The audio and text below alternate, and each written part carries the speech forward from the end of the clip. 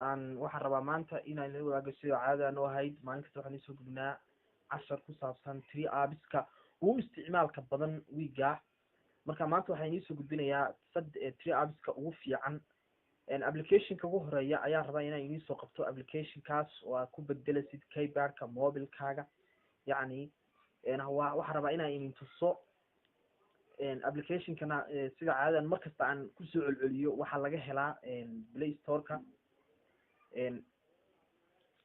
marka hadda waxaan idin soo qabanayaa application-kaas. application-ka waxaa la dhahaa Flexi baa la dhahaa, yani waxaad ku bedelaysaa keyboard-ka mobile-kaaga ayaad ka dhiganaysaa noocyo kala duwan. waa aragtiin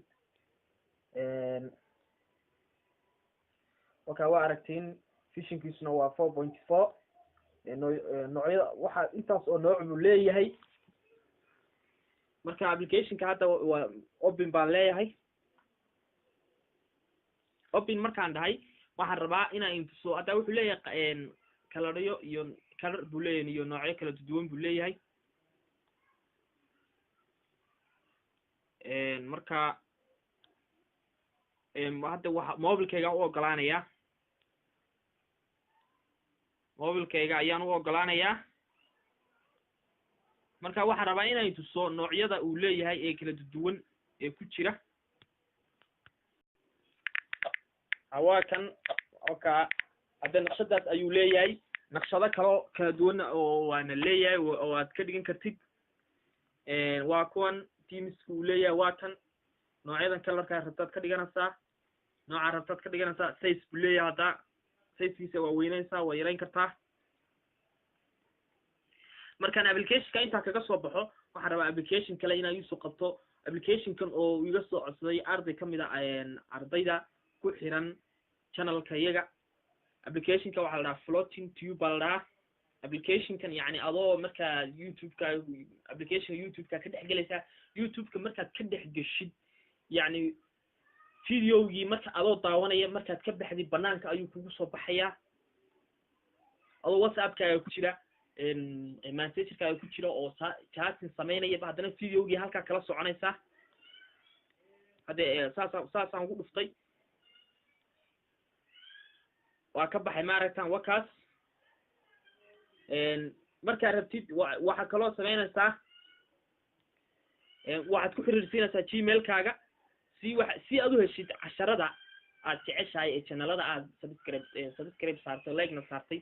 si aad u heshid meeshaas sing baad ku dhufanaysaa, yani gmail-kaaga aad gashanaysaa iyo password-kaaga. waa aragtiin hadda waxaan rabaa oo kale inaan idiin soo qabto application-ka kale. application-kan wuxuu ku shaqayn jiray. application waxa marka hore isticmaali jiray mobilada uu ku shaqeeyaa iPhone-ka, laakiin hadda waxa loo bedelay oo ku shaqeynaya mobilada andriodka oo dhan buu ku shaqeynayaa. qaabkiisna qaabkan hadda uu mobilkaygu yahay ayaan rabaa inaan ka bedelo qaab kale oo cajiiba oo aad ka heli doontaan ayaan u bedelayaa. application-kana magaciisa waxaa la dhahaa hadda inu tusayaa Play Store-kan galay. marka magaciisa rabaa inaan inu tuso. magaciisa la dhahaa osfinolatis baa la dhahaa.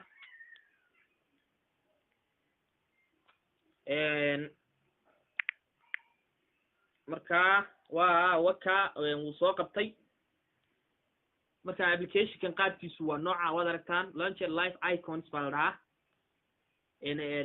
fishinkiisuna waa fiican yahay. waa 4.5.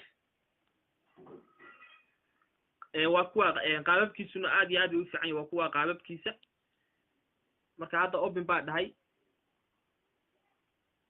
waxaan rabaa inaan idin tuso qaabka uu ka dhigayo mobile-kayga. markaas saa u gashid setting-ka ku geenayaa meelba setting-ka jirta waa furaysaa. meeshaasaad tick baad saaraysaa.